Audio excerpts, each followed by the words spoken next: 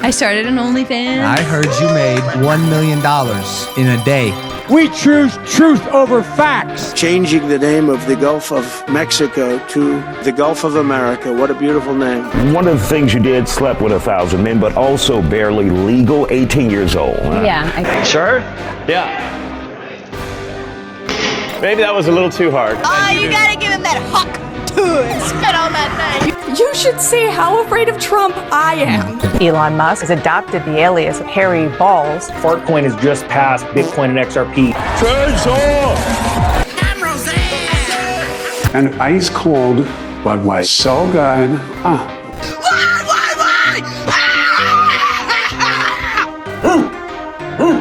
Don't walk around with a sword. That's what they want you to do. Are you drunk? Donald Trump has unveiled a new cryptocurrency. That stands at a $13 billion market cap.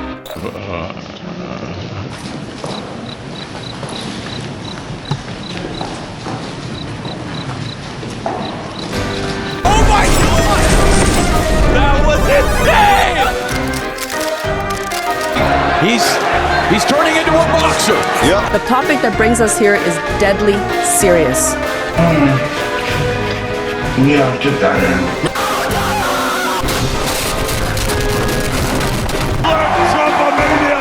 Run, wild, brother!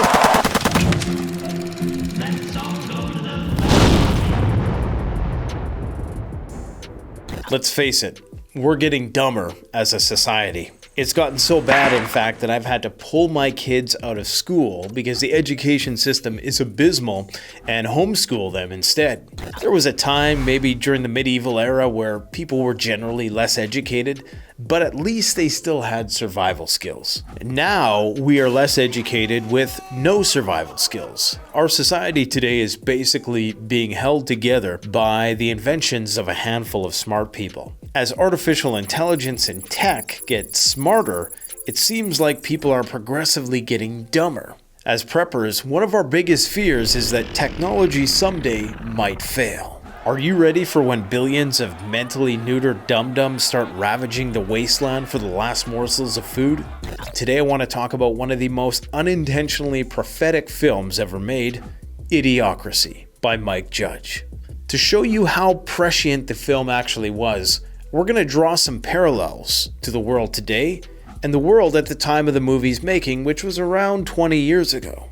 The plot of the movie is basically social Darwinist in nature, meaning that the dumb people outbreed the smart people, and by the year 2500, society has been systematically dumbed down to the point when it can only be referred to as an idiocracy.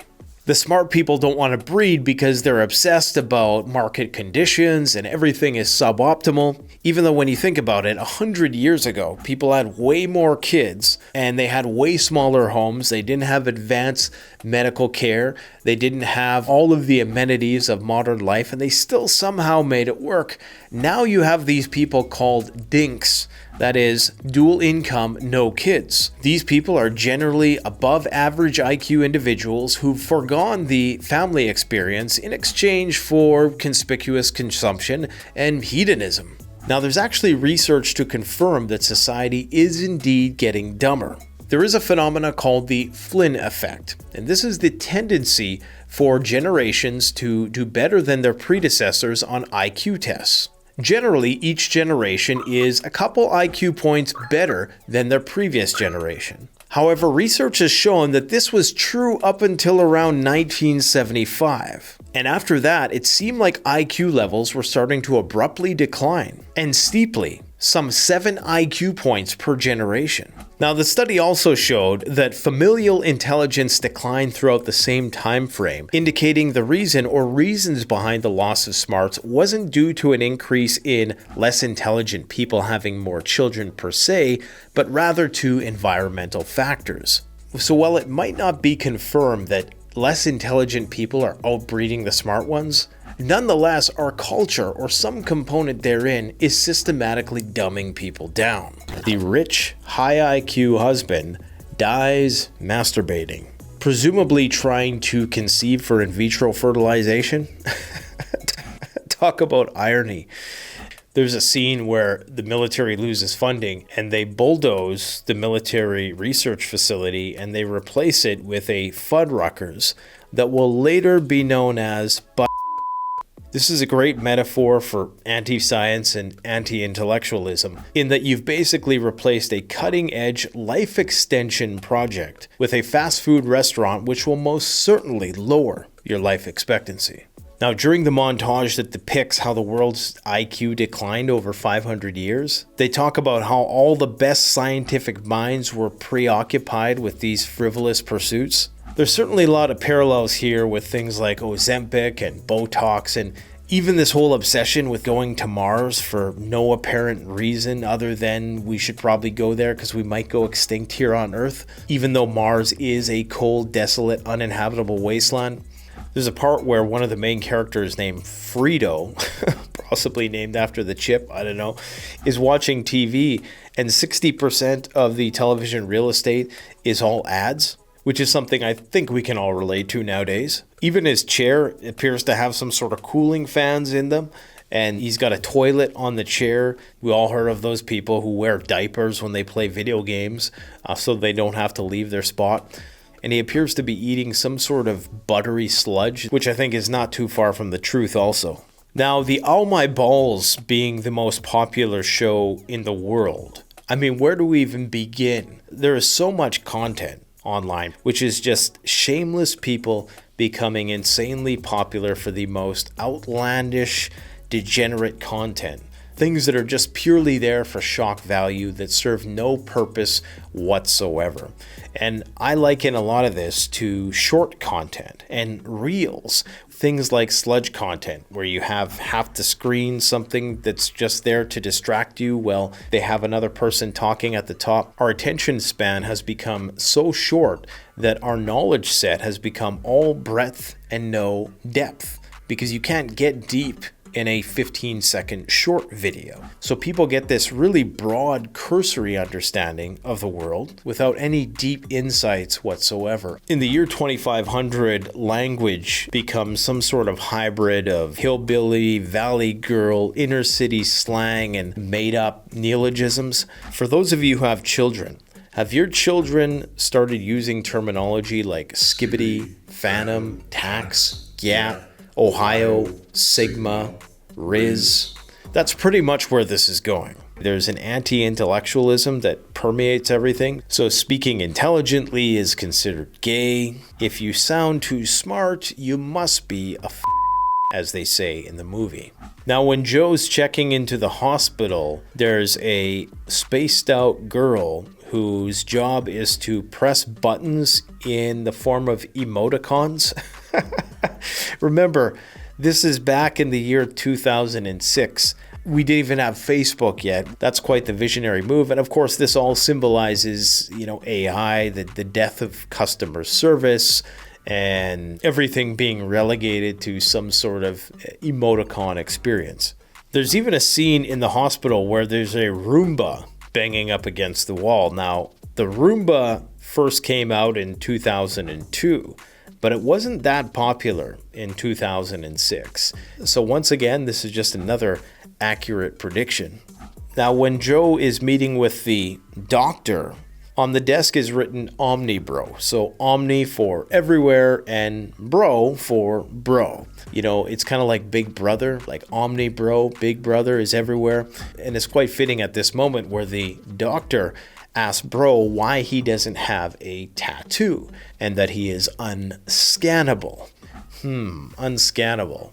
What could we possibly relate this to that's happened in the last 5 years? Anyways, in the future, everybody's forced to be on grid. You have to be scanned. So the fact that this scene where Joe is first deemed unscannable happens in a hospital setting, I mean, that's an uncanny parallel to what happened in the last 5 years in Western society with the vaccine mandates. There's a scene in the movie where they say the number one film which won an Oscar that year was the movie Ass. And all it was a picture of an ass on the screen for 2 hours straight. I wonder if there's any precedent to that in the modern world.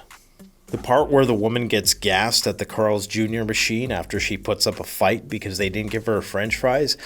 Obviously, this relates to using psychopharmaceutical drugs to pacify and make the population more compliant. When Joe is being tried in the kangaroo courtroom, which has become basically an over-the-top entertainment production, you'll notice that there's a bunch of people with cameras on their heads, and this is before smartphones, obviously. This courtroom has become this Hollywood production. And if you look at things like Judge Judy and Judge Joe Brown and even some of the more high-profile cases that have come and gone over the years, I would say that this prediction was also right on the money.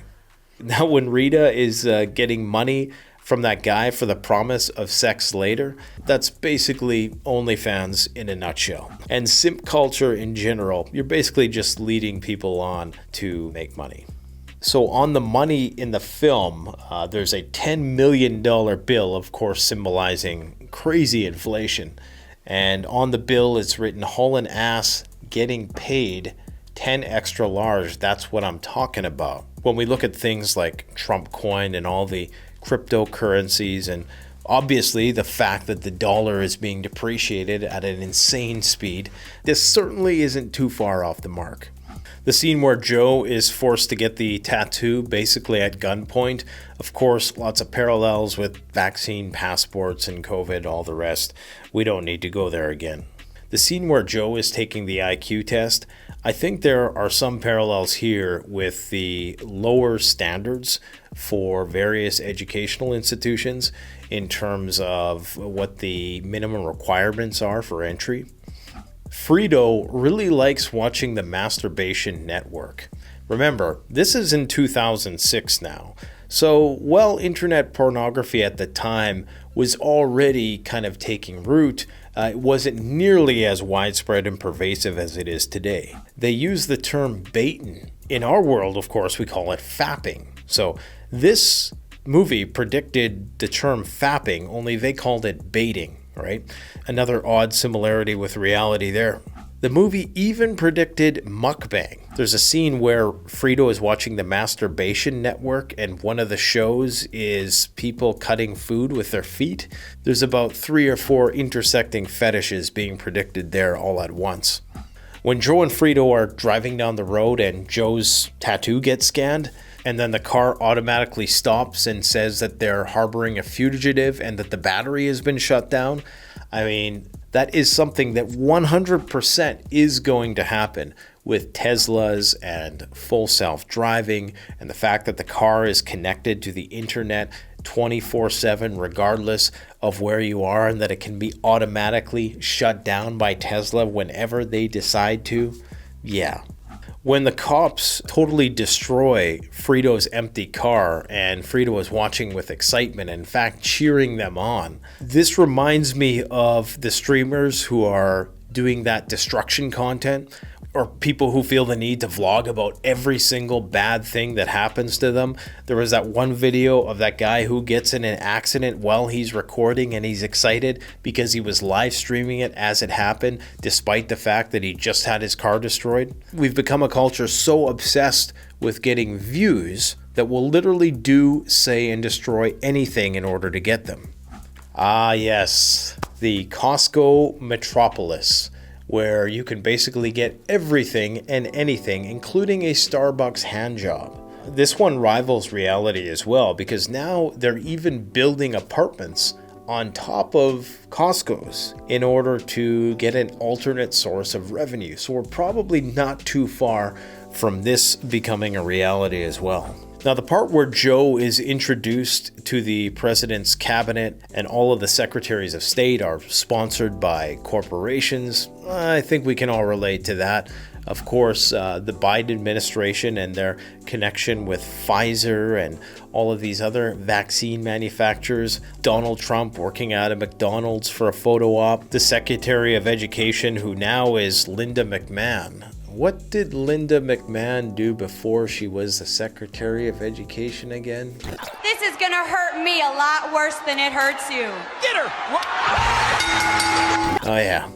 Now when President Camacho comes out and he's talking about how bad everything is, but he has this one guy that's going to fix everything, this genius. Does that not sound like the Elon Musk situation in a nutshell to you?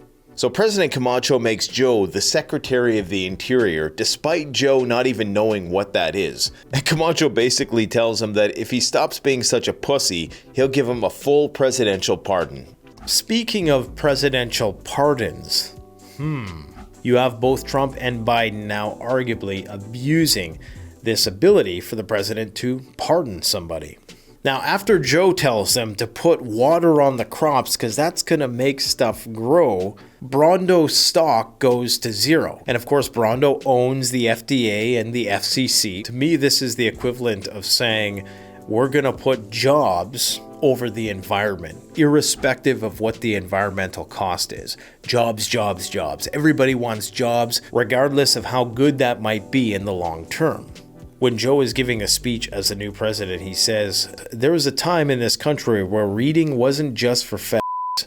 What was that Andrew Tate quote? I'm too smart to read. I'm not gonna sit there and go, smart people read. No. I can't just sit there, oh, and the pirate on the boat. Like, just for people with slow brains. Anyways, guys, I just thought that we needed a little break from the prepping stuff to see how absurd our world had become. I would encourage you to go check out the film if you haven't watched it yet. I don't think you can really call it a film. It's more of a documentary. Thanks for watching. Don't forget to like, comment, subscribe. Canadian Prepper out. The best way to support this channel is to support yourself by gearing up at CanadianPreparedness.com, where you'll find high-quality survival gear at the best prices, no junk, and no gimmicks. Use discount code PREPPINGGEAR for 10% off. Don't forget, the strong survive, but the prepared thrive. Stay safe.